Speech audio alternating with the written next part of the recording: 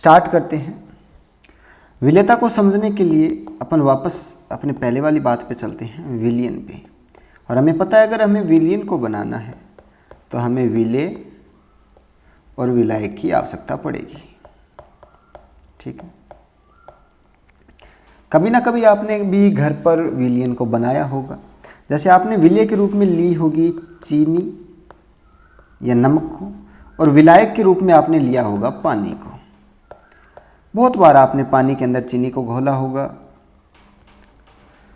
तो आपने गौर किया होगा कि शुरुआत में पानी में चीनी जब अपन घोलते हैं तो बड़ी जल्दी जल्दी घुल जाती है। उसके बाद जो ही थोड़ी चीनी घुल जाती है पानी में, उसके बाद बची हुई चीनी धीरे घुलती है। और एक समय ऐसा आता है कि अब उस पानी में हम और ज़्यादा चीनी को नहीं घोल पाते हैं। तो वही अवस्था क्या कहलाती है उसकी? विलेयता। यानी कि उस निश्चित पानी की मात्रा में उस चीनी की उतनी ही विलेयता थी। एक बात और आपने देखी होगी कि पानी हम गर्म का प्रयोग करते हैं। कैसे? आप गर्म पानी और ठंडे पानी में चीनी घोल के देखिए, किस पानी में ज़्यादा स्पीड से चीनी घुलेगी। तो आपको पता लगेगा जो गर्म पानी है वो विलेय को घोलने में बड़ा ही सही रहता है। ठंडे पानी में तुलनात्मकतया चीनी या विलेय बड़ा ही मुश्किल से घुलता है। तो विलेयता किसे कहते हैं? सोल्यूबिलिटी। सोल्यूबिलिटी कहेंगे कि एक निश्चित विलायक की मात्रा में निश्चित ताप एवं दाब पर विलेय की घुली हुई अधिकतम मात्रा ही क्या कहलाती है? विलेयता कहलाती है। दोबारा सुनो, अपन ने पानी लिया, उसमें चीनी घोल रहे थे। चीनी की घुली अधिकतम मात्रा इस निश्चित पानी में, मान लो 1 गिलास आपने पानी लिया और 1 गिलास पानी में आप मैक्सिमम मान लो 50 ग्राम चीनी को घोल पाते हो। ठीक है, मैक्सिमम। तो इस 1 गिलास पानी के लिए, इस 1 गिलास पानी में निश्चित ताप एवं दाब पर जो चीनी की विलेयता है वो हो गई 50 ग्राम। यानी कि अधिकतम मात्रा जो अपन बोल सकते हैं वही है क्या? विलेयता। शॉर्ट में क्या याद रखोगे आप? किसी भी विलायक में विलेय की घुली अधिकतम मात्रा ही क्या कहलाती है? विलेयता कहलाती है। तो ये आप लिख लो, थ्योरी लिख लो इसकी, कि निश्चित विलायक में परिभाषा लिख लो।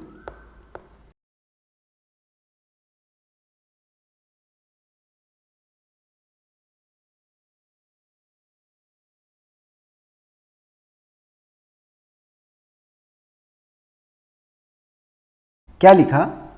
निश्चित विलायक में निश्चित ताप एवं दाब पर विलेय की घुली अधिकतम मात्रा ही क्या कहलाती है बच्चों?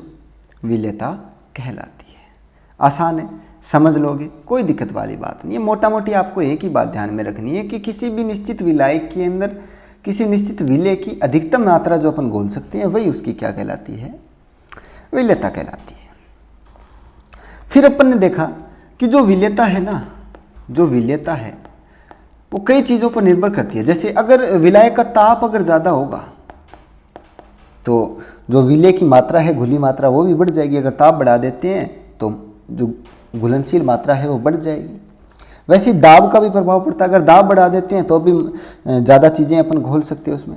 विलायक की प्रकृति, अब देखो चीनी है, एक तो आप चीनी को घोलो और एक रेत को घोलो, कौन आसानी से घुलेगा? चीनी को घोलो और नमक को घोलो, कौन आसानी से घुलेगा? नमक आसानी से घुलेगा। चीनी और रेत में चीनी आसानी से घुलेगी। यानी मैं कह सकता हूँ कि विलेय की प्रकृति पर भी निर्भर करती है। अलग अलग प्रकृति के विलेय अलग अलग हिसाब से घुलेंगे। अरे कह सकता हूँ मैं, यानी कि विलेयता का जो मान है ना, वो विलेय और विलायक की प्रकृति पर, मात्रा पर, ताप एवं दाब पर निर्भर करता है। तो ये लाइन आप लिख लो।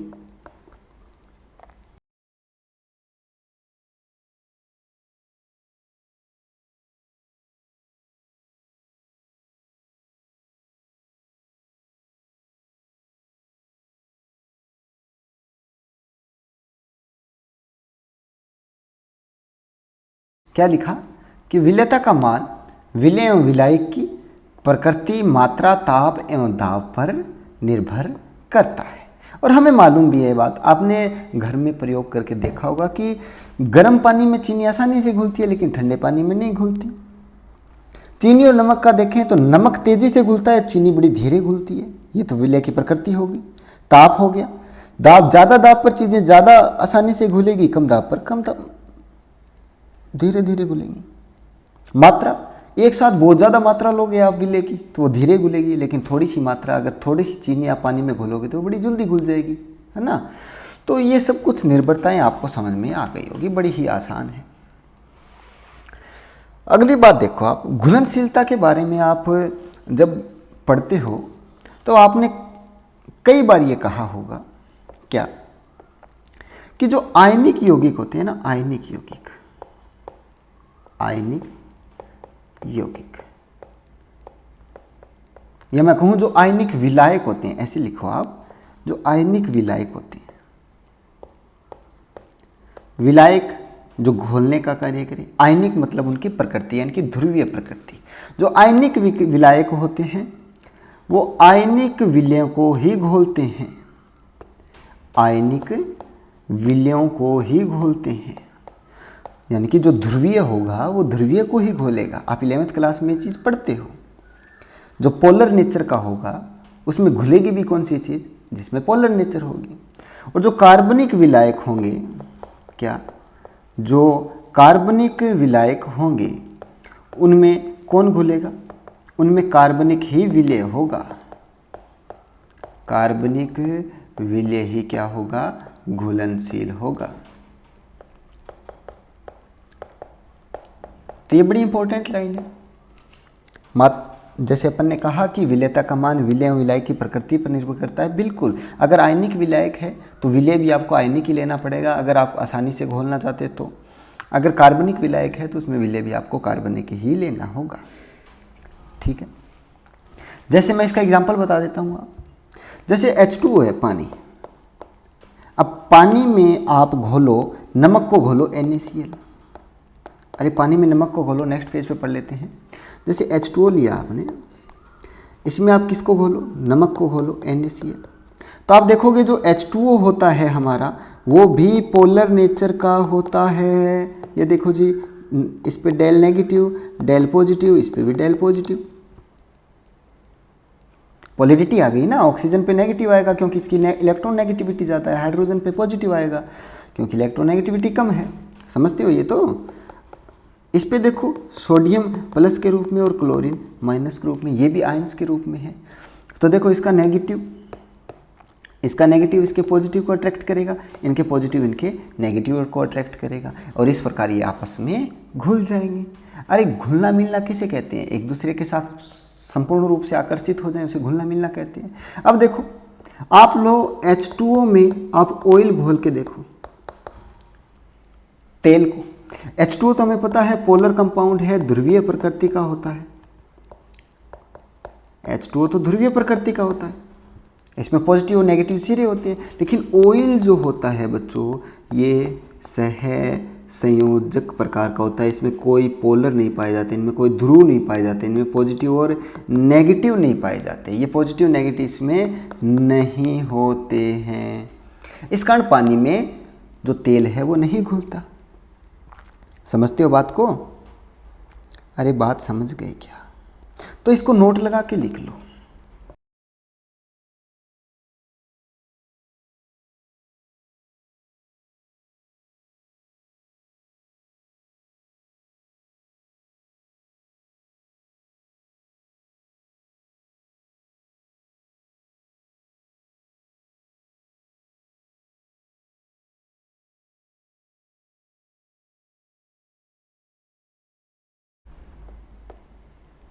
क्या लिखा?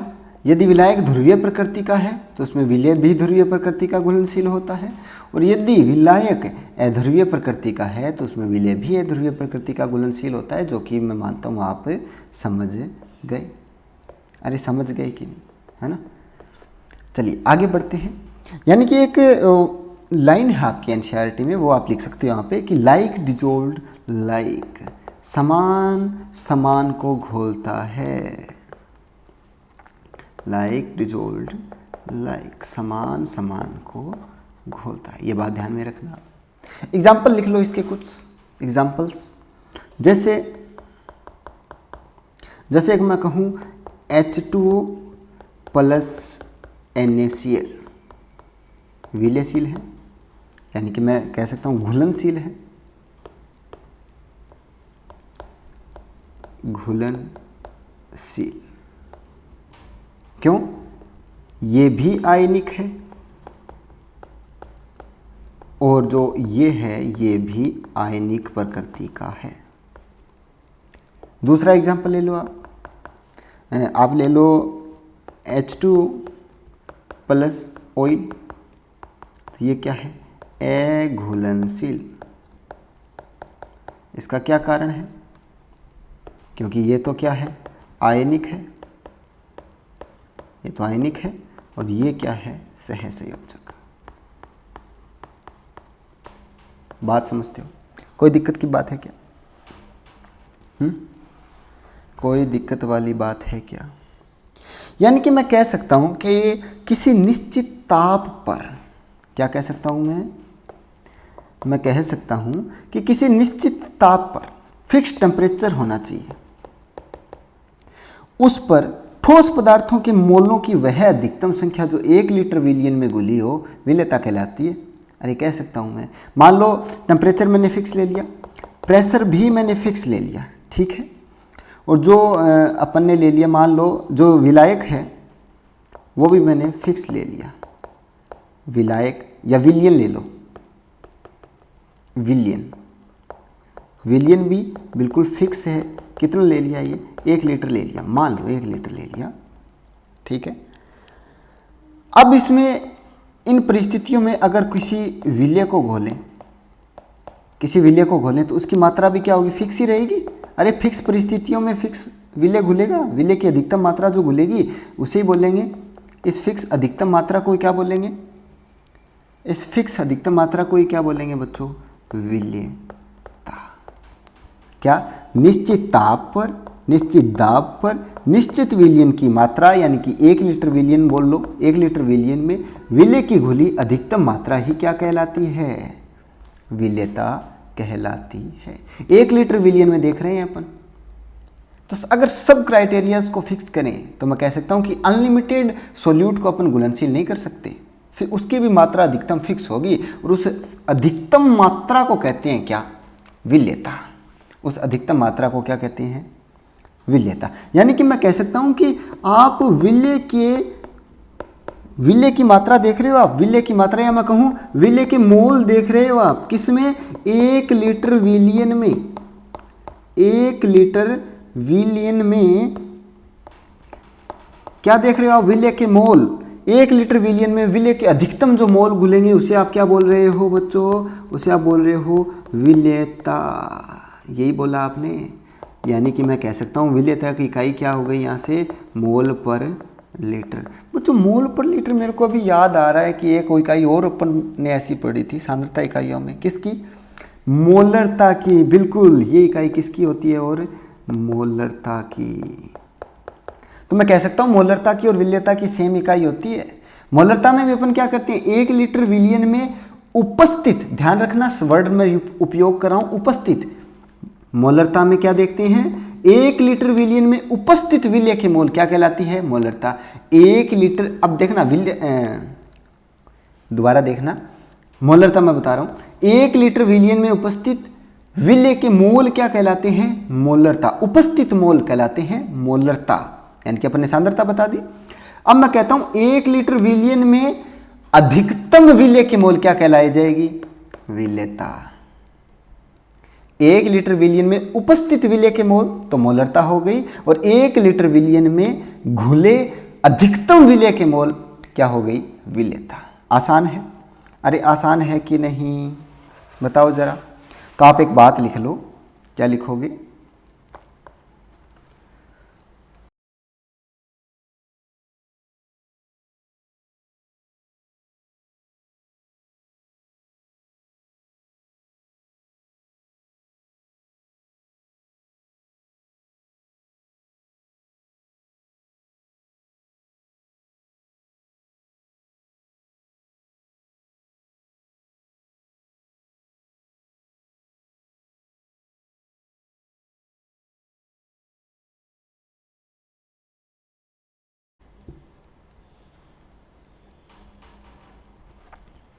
चलिए सर, क्या लिखा हमने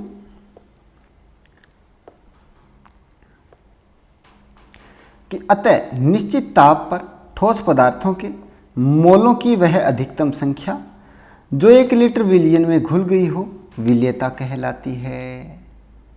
और विलेयता की इकाई अपन ने क्या देख ली, मोल पर लीटर। सेम मोलरता की इकाई के बराबर होती है। मोलरता में उपस्थित विलेय के मोल दिखते हैं और विलेयता में अधिकतम विलेय के मोल देखते हैं, बाकी सब सेम है। ठीक है, यानी कि मैं कह सकता हूं कि विलेयता और मोलरता की इकाई क्या होती है, बिल्कुल सेम। ठीक है, कोई दिक्कत नहीं है। हाँ, एक बात और कि किसी विलयन में अगर विलेय अधिकतम घुल गया है, क्या किसी सॉल्यूशन में जो सोल्यूट है, जो विलेय है, वो मैक्सिमम है और इसमें नहीं घोल सकते। अब इस सॉल्यूशन को क्या बोलेंगे अपन, संतृप्त विलयन, या मैं कहूँ कंसंट्रेटेड सॉल्यूशन। इसको क्या बोलेंगे, कंसंट्रेशन सॉल्यूशन, यानी कि सांद्र विलयन। यानी कि दोबारा सुनो, किसी सॉल्यूशन में विलेय को घोल रहे हैं और घोलते घोलते इसकी मात्रा क्या हो गई बच्चों, मैक्सिमम हो गई। तो अब इस सॉल्यूशन को क्या बोलेंगे, कंसंट्रेशन सॉल्यूशन, यानी कि सांद्र विलयन। तो इस लाइन को आप थोड़ा सा लिख लो, यहाँ से पॉइंट मार्क करके लिख लो कि विलयन जिसमें अधिकतम मात्रा में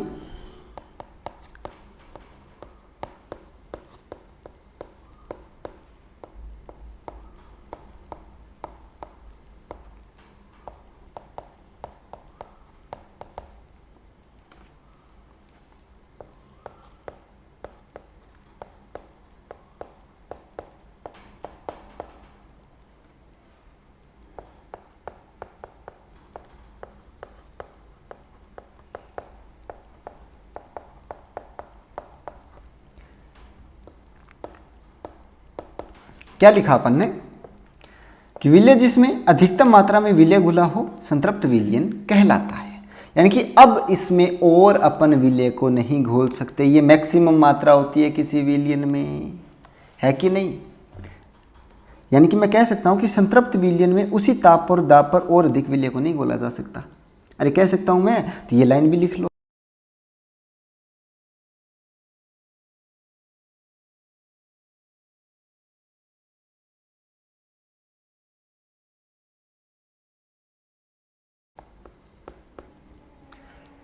क्या लिखा कि यानी संतृप्त विलयन में उसी ताप एवं दाब पर और अधिक विलय नहीं घोला जा सकता। हमें मालूम है यार, अगर निश्चित विलयन ले लिया, निश्चित ताप ले लिया, निश्चित दाब ले लिया, तब उसमें विलय जो अपन घोलेंगे उसकी मात्रा भी निश्चित ही होगी, ज़्यादा नहीं घोल पाएंगे। हाँ, अगर ज़्यादा घोलना है तो गर्म करना पड़ेगा। अगर आप पानी में चीनी घोल रहे हो अपने कमरे में बैठे हुए, तो दाब हो गया फिक्स, कमरे का दाब 1 एटमॉस्फेयर। ताप हो गया रूम टेम्परेचर 25 डिग्री सेल्सियस मान लो। आप चीनी घोल रहे हो निश्चित 1 गिलास पानी में, अब उसमें फिक्स चीनी घुलेगी, ज़्यादा आप नहीं घोल पाओगे। लेकिन और ज़्यादा अगर आपको घोलनी है तो उसका तापमान बढ़ा दो, आप उसे भगोने में डालकर गर्म करने लग जाओ, और गर्म करोगे तो उसमें चीनी और ज़्यादा घुल जाएगी। चाशनी बनाते हो आप, चीनी की चाशनी इसी संदर्भ में बनाते हो, ताप बढ़ाने पे चीनी घुल जाती है एक्स्ट्रा। तो निश्चित ताप एवं दाब पर और निश्चित विलयन की मात्रा में तो आप ज़्यादा नहीं घोल पाओगे, फिक्स मात्रा घोल पाओगे, यानी कि उसे बोलेंगे अपन संतृप्त विलयन। हाँ, अगर ज़्यादा घोलना चाहते हो तो आप ताप बढ़ा दो या दाब बढ़ा दो, कुछ बढ़ा के आप ज़्यादा घोल सकते हो। तो आगे हेडिंग लगाओ आप, ठोसों की द्रव्य में विलेयता समझते हैं अपन। क्या, ठोसों की द्रव में विलेयता।